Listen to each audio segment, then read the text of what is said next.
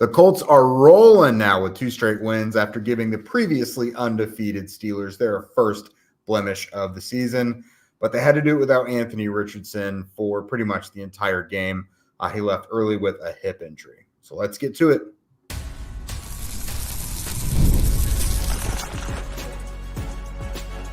You are Locked On Colts, your daily Indianapolis Colts podcast.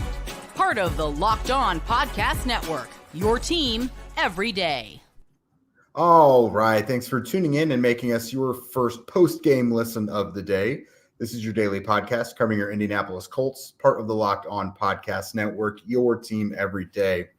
And today's show is brought to you by Gametime. Download the Gametime app, create an account, and use code LOCKEDONNFL for $20 off of your first purchase.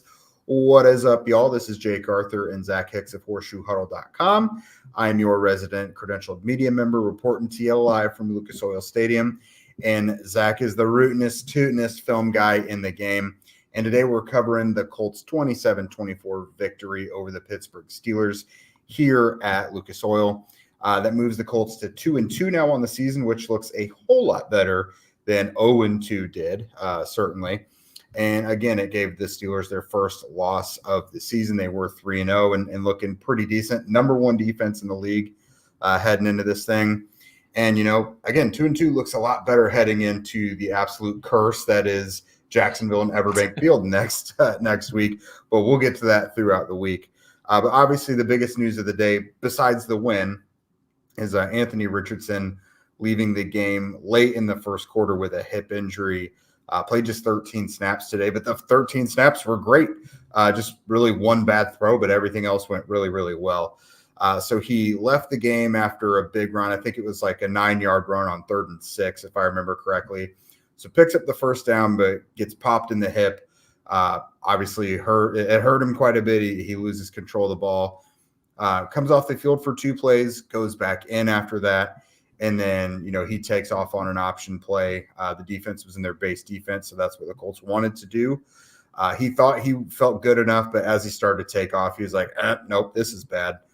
Fell down, took kind of a nasty-looking hit, but that was it for him for the game. But Joe Flacco came in, quickly delivered a 4-yard touchdown strike to Josh Downs, and the rest is history. I think Flacco led 4 scoring drives, including that one, Zach. Yeah, I think it was around that. Yeah, so Flacco 4 scoring drives, a lot of field goals, but look, backup quarterback, if you're just getting me points on the board, I really don't care how you're doing out there. Like, I'm not expecting you to look like a starter out there, and I think that's how Flacco played. But to get back to Anthony Richardson, those 2 drives that he played out there, if you're looking at positives, were some of the best ball he's played all season. I mean, 3 completions for 73 yards, 72 yards in this game. Did some really good things there, had over 20 or almost 30 yards rushing as well. So essentially we got 13 snaps of him on offense, well over 100 total yards from him. The running game also contributed like 30 to 40 yards when he was out there. So he had 13 snaps and the offense was moving at like 10 yards a play, basically, with him on the field. It's just really unfortunate that it ended the way it did. Now, looking at this from a positive perspective, this doesn't feel like those injuries last year where concussion knocked him out for a week, almost 2 weeks, with that. I know he was questionable going into the week after. Obviously, the shoulder injury knocked him out for the whole year. This kind of feels more like a situation where the Colts looked at it late second quarter when he was trying to go back in the game, and they were looking at like, look, we're up 3 scores. It's a September game. There's really no need to push him out there when he's not 100%. So I think, Jake and I were talking before we jumped on to record. I think if this were a playoff game, it's a little different. I think he gets back out there and he's probably fine. You probably do tighten the playbook up a little bit if it is a playoff game and he goes back out there. But it seems like something where he's going to be sore this week. It's going to be, it's a bone bruise on the hip. That's pretty painful, but overall, it feels like he's going to be okay going forward. Fingers crossed. You never know with the Colts. It could be some rare hip injury thing that never existed before it happened here on Richardson, because we know it only happens like when people fall off horses or something. Yeah. He was actually snowboarding in between the games. When he went to the locker room, nope. He was snowboarding.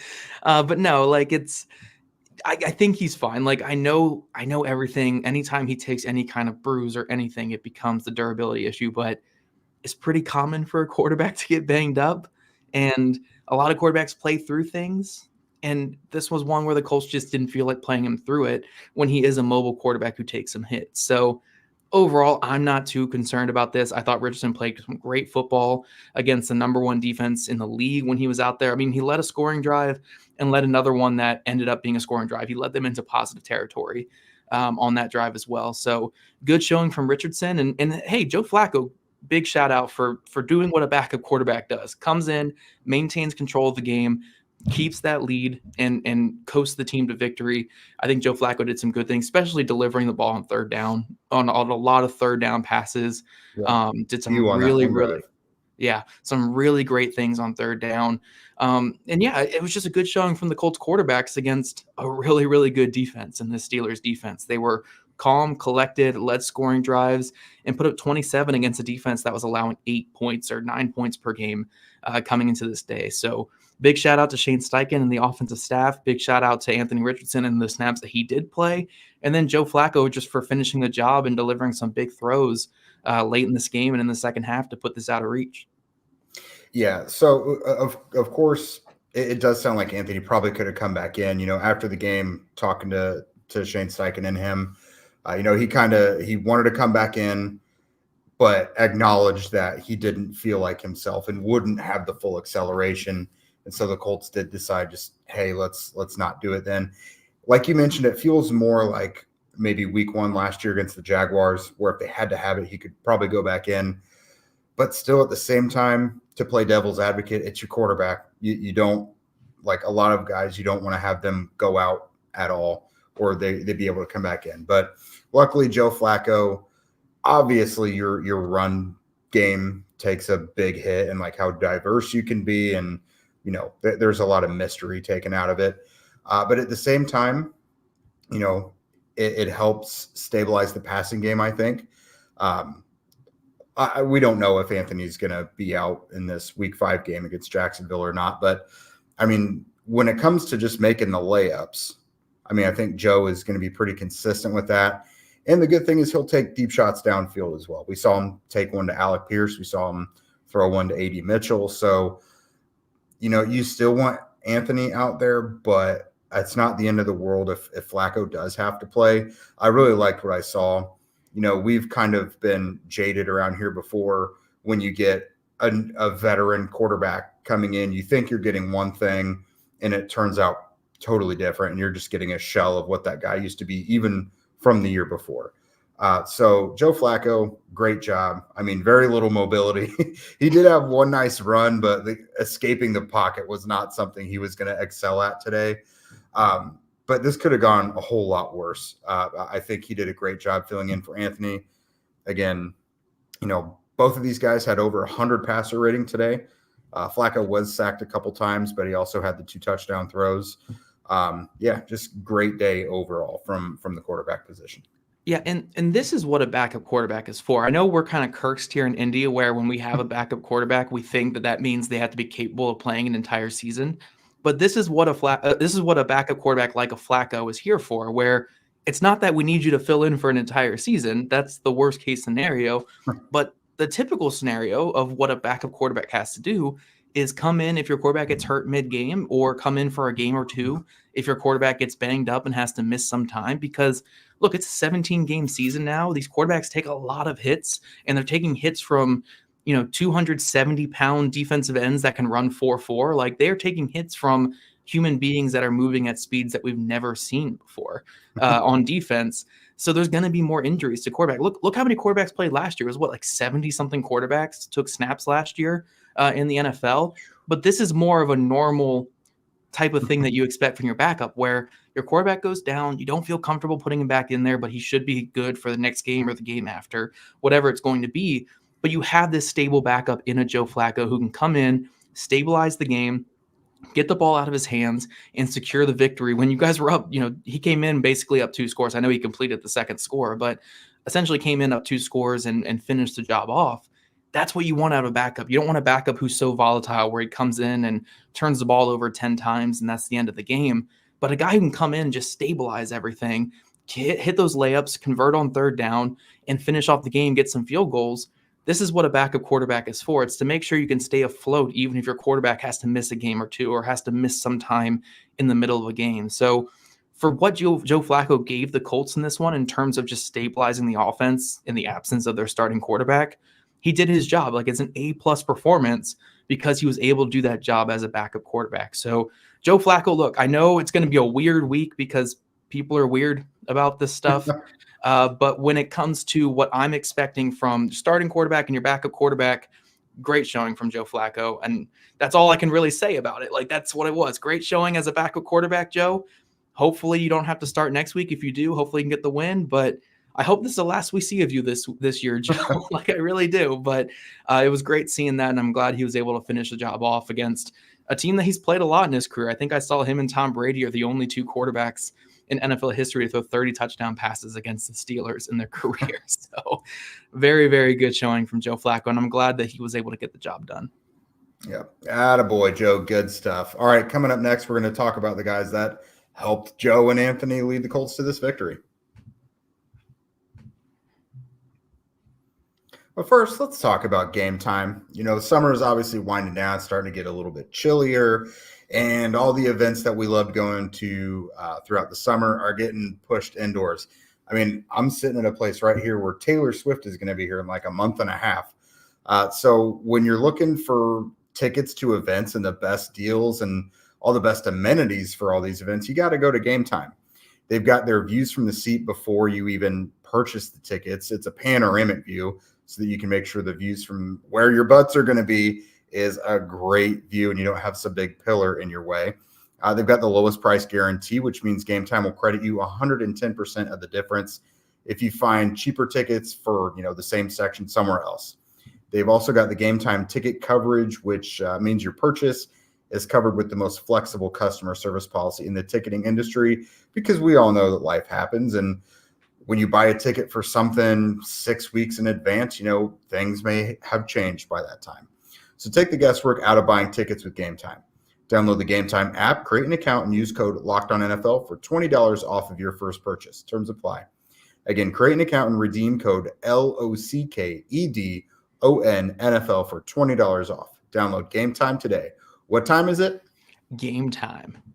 That's right. All right, so let's talk about the offensive side of the ball. I want to get some of the injury stuff out of the way first. So Jonathan Taylor, feel terrible for this guy. Like, something is always in the way between him and a full 4 quarters, whatever it is. He did have a great game leading into this, though. There was a chunk of time where Pittsburgh was obviously keying in on him, which renders him not useless, but, it, of course, hampers him quite a bit. Before he left the game in the fourth quarter with an ankle injury, he had 21 carries for 88 yards and the first touchdown of the game. It's, of course, over 4 yards per carry. So a decent game. Leaves with an ankle, though. We'll see how that goes. You would, of course, love to have him against Jacksonville as you're trying to break this curse next week. But we've seen Trey Sermon and Tyler Goodson do their thing before. If Taylor can't go, they'll probably call Evan Hull up. He could get a little redemption against the Jaguars because his season ended against them last year. But then the other little injury note, Ryan Kelly had a neck injury during practice last week, missed the last 2 days of practice. And, kind of jokingly on the Friday show, Zach, we were like, yeah, maybe Tanner Bortolini will start. He'll go from healthy scratch the first few weeks to starting. And it happened. But I thought he looked pretty good out there as well. I mean, he had a good day. The pressure that came out at Anthony and Joe, I didn't really feel like was up the gut very much. The run game did some nice things right up the middle. So from being a healthy scratch the first few weeks to starting against a really, really good Pittsburgh defensive front, kudos to Tanner Bortolini. Yeah, really good way to start this offensive segment with the biggest kudos of the day going to Tanner Bortolini, which is one of the youngest starters on this team right now because he's 21, 22 years old, super young player. Getting out there after being a healthy scratch. I know Tony Sperano Jr. loves him to death, but I didn't know it was going to be like, inserting him into. I would have started Danny Pinter personally, and I would not have been excited about starting Danny Pinter because I hated that matchup for Pinter. So the Colts went with a little bit stronger of a player at center in Bortolini, and it paid dividends. Like, I'm not going to say that he played some elite football game or anything like that, because just from watching the broadcast, it didn't feel like that. But no issues with the snaps. Protection for the most part, like there wasn't really many free rushers. I know there were a couple blitzes that got home for the Steelers in this game, but not too many really felt unblocked or anything. A lot of them felt like coverage sacks for the Colts. And then just overall, like that first drive, he was blocking really well. I thought Tanner Bortolini did a great job for a really young player getting out there for the first time against Cam Hayward and Keanu Blanton, like two really, really good defensive tackles. A really strong game from Tanner Bortolini. And honestly, the whole offensive line. TJ Watt was taken out of the game. I know a lot of that came down to the chips that the Colts were using on him early and often in this game. But TJ Watt had really no impact on this game. Overall, like Quentin Nelson, Will Fries, I thought they were as good as they always are. Bernhard Raimann, fantastic game because he's always fantastic out there at left tackle. This Colts offensive line, even without Ryan Kelly, even with a hampered Braden Smith, was still the strength of the Colts today. And they went in, I mean, look, they went to this game against a number one defense, lost their starting quarterback early and their starting running back late, and they were able to put up 27 points in this game. Like a lot of it comes down to scheme and these other players we're going to talk about, but this Colts offensive line is playing some fantastic football this year. They are the backbone of this Colts offense and the backbone of this Colts team, and they've been winning in the trenches in pretty much every game this year. So just kudos to this offensive line for how well they've played this season. I would say the offensive line is why they have 2 wins and why the losses weren't like total complete embarrassments, you know? Yeah. Until sorry, I didn't want to interrupt you there, but until the second half when the Steelers started blitzing a little bit on the early downs, the Colts offensive line wasn't allowing nothing in terms of pressure in this game. Like the first half of this game, the Steelers had 0 pressure in this game. Like kudos to this Colts offensive line. They are playing some great football. Absolutely. I mean, Flacco obviously limited mobility, but there were plenty of times out there where he had time to throw and he just dealt it. Like you have to give a guy like that time to throw, and they did their job there. Of course, blitzes kind of changed things, but offensive line, great job today. Let's look at the passing game. I mean, Drew Ogletree came in the game with 1 reception, had a touchdown in this one, a nice 15-yard catch and run. But the stars of the passing game today were Michael Pittman Jr., who broke off a 32-yarder on the first play of the game, 6 catches for 113, and then Josh Downs 8 for 82. God, is it good to have Josh Downs back and effective. I think the biggest thing, and I don't want to like speak too soon, but I think the Colts did the right thing of taking their time with him coming back, because you didn't want a guy who was just going to catch the ball and then not be able to like do much with it afterward, because we've seen high ankle sprains pretty much ruin guys' seasons. And Downs looks pretty good, man. Like not only is he catching it, but he's creating yards after the catch and getting those critical first down conversions. I mean, Pittman looked like himself today. Came into this one on the Friday show. I said, if it were me, in order to restabilize the passing game, I would just feed these two. Let them almost be an extension of the run game if you need to. Just move the chains, get some rhythm back in the passing game.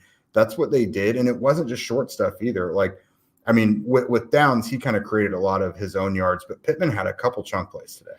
Yeah, I think, I know AD Mitchell's kind of their project player, and they're just kind of working with him for him to be like that number 1 stud in the future, but it's great that they're taking their time with him. But I think the trio that the Colts are starting at wide receiver right now with Pierce, Pittman, and Downs is such a good trio in terms of just how they fit together. They're like all puzzle pieces into a passing offense that works so well together, because a lot of what this offense relies on is Pierce running off everybody, and Pierce being that guy who's going to be the team player who is going to run off the safety in the deep corner and create all that space in the intermediate game. And that's where Michael Pittman Jr. thrives, is that intermediate game. We saw it today. I mean, even when Richardson was out there, he had 2 intermediate hits to Pittman that resulted in Pittman having 2 catches for 50 yards before Richardson left the game, or for like 55 yards or something on those 2 completions.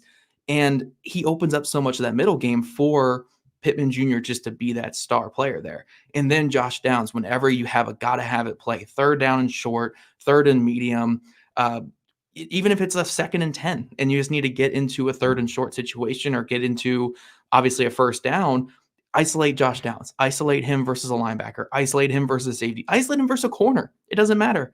He cannot be stopped one-on-one, especially in those empty looks where you're going to be running those whip routes. You're going to run those option routes, those quick hitters over the middle.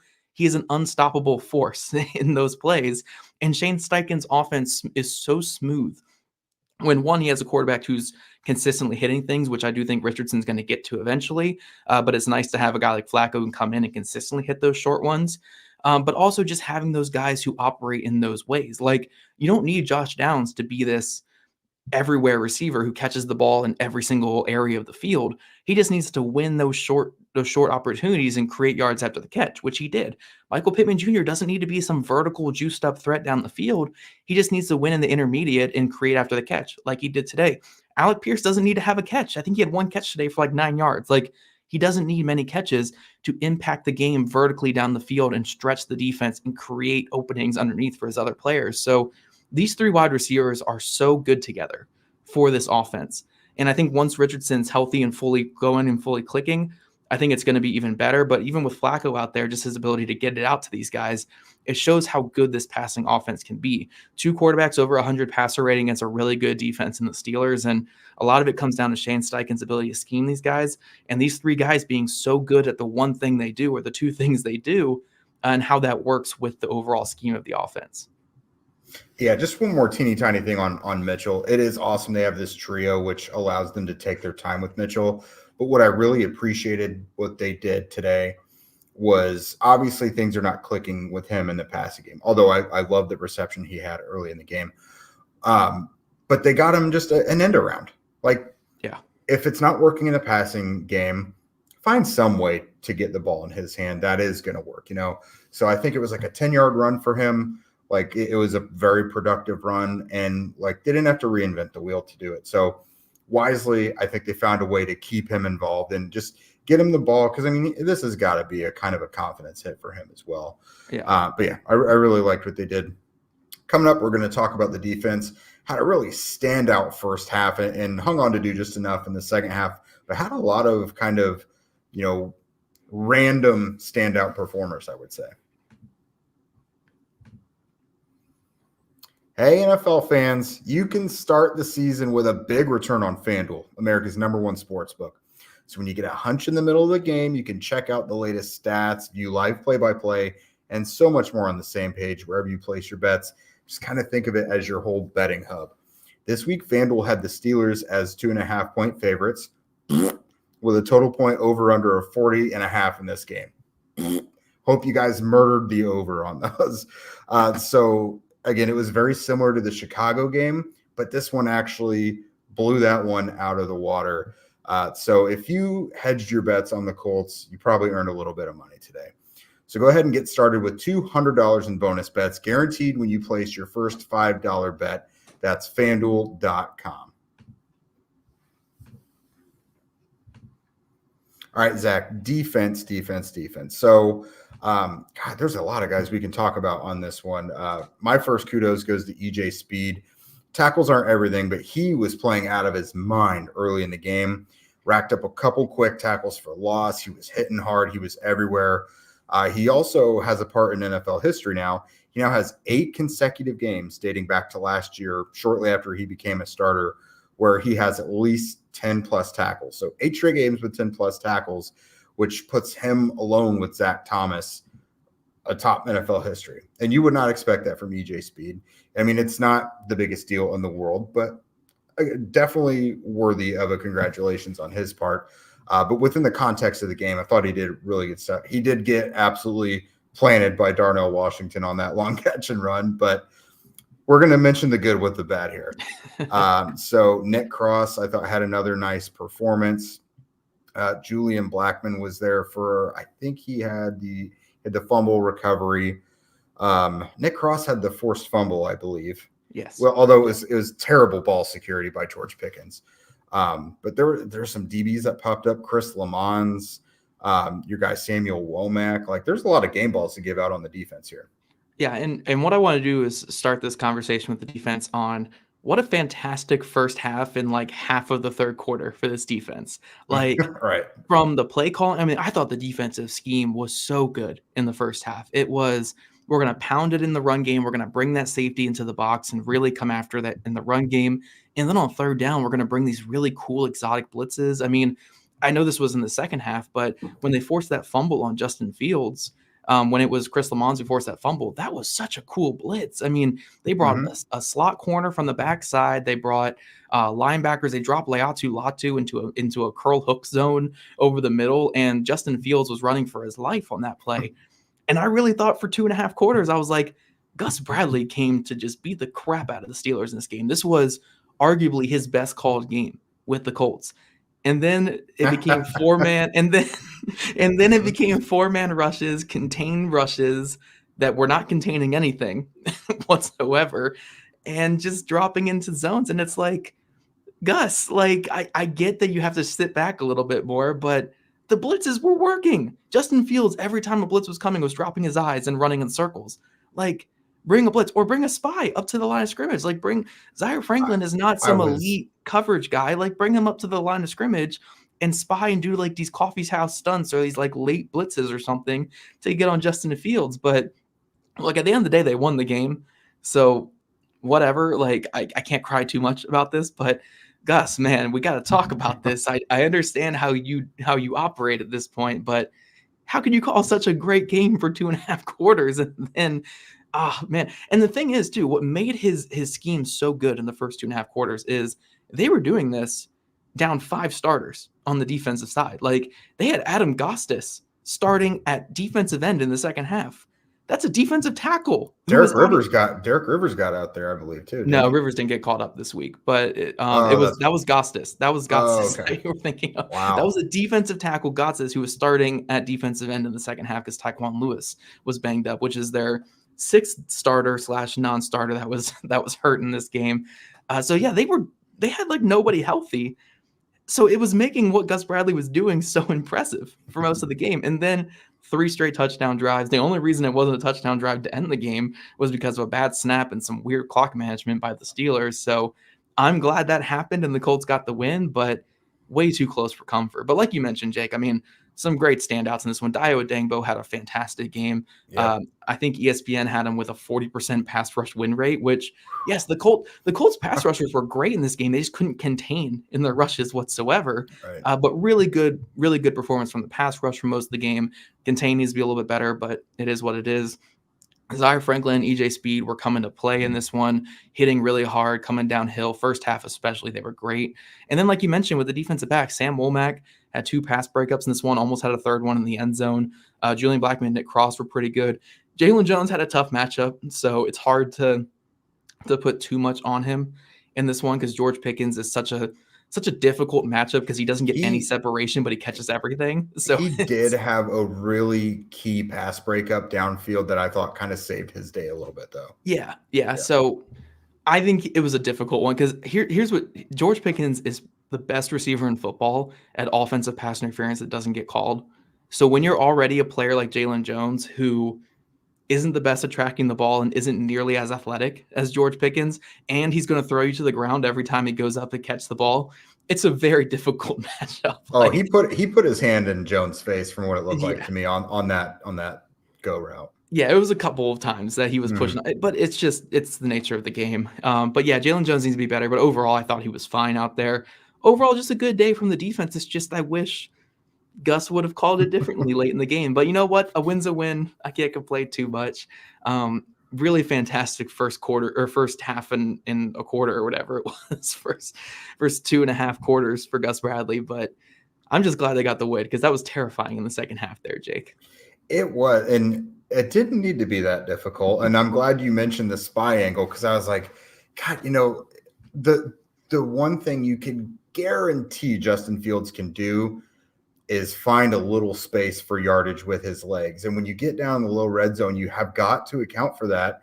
And he had 2 touchdowns like within the 5-yard line. And it's like, what are we doing? That is such a possible, like that's 75% possible that's going to happen at minimum. And it did. And it's like, what are you doing? Like the game did not need to get as interesting as it did.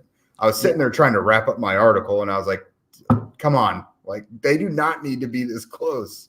Yeah, it was weird because I understand where Gus was coming from it, because in the first 3 games, they had blitzed in the red zone a lot of times, and 3 of the touchdowns they allowed in the first 3 games came on blitzes in the red zone. So I get why he was a little scared of blitzing in the red zone, but here's the thing. The whole second half, he was trying to do contained rushes with the defensive ends and defensive tackles to keep Fields in the pocket and throwing from the pocket, because Fields was really struggling when he was throwing from in the pocket. But when he got out on the move or he was able to run, he was making some magic happen.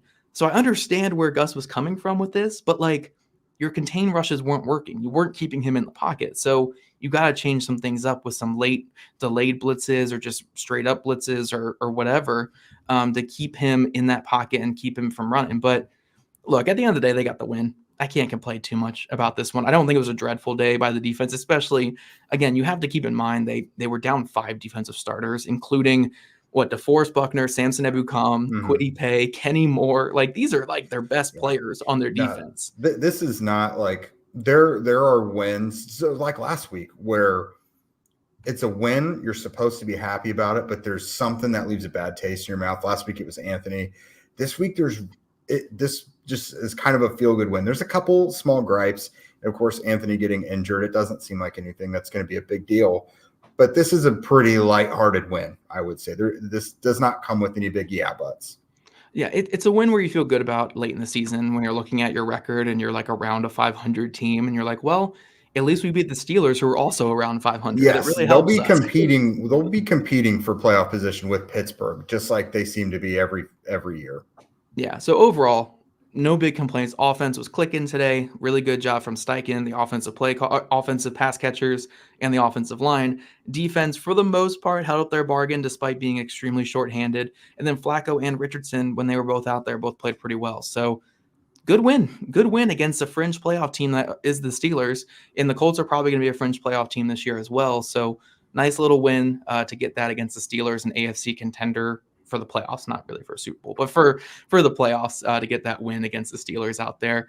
We do want to thank you guys, though, for making Locked On Colts your first listen today. Now, for your second listen, go find Locked On NFL, now with 2 shows every day. First, the madman Tyler Rowland kicks off your morning with a double shot of NFL espresso, and then stop by the barbershop with Tony Wiggins for some real NFL talk. Find Locked On NFL for YouTube or wherever you listen to your podcast. And if you guys want to become a Locked On Colts insider and chat with us directly and get that insider scoop, follow the link in our show notes. Those people also get priority on Q&A shows, so it's a really fun thing for you guys there. And if you guys don't already, make sure you're following at Locked On Colts, at Jake Arthur NFL, and at Zach Hicks 2, all on Twitter. We're also on TikTok and Instagram. Bunch of fun stuff for a couple millennials like us. Also subscribe to us on YouTube or wherever you listen to your podcast. We love your guys' ratings, reviews, and we'll see you guys back here tomorrow for the Anthony Richardson / Joe Flacco review of the week.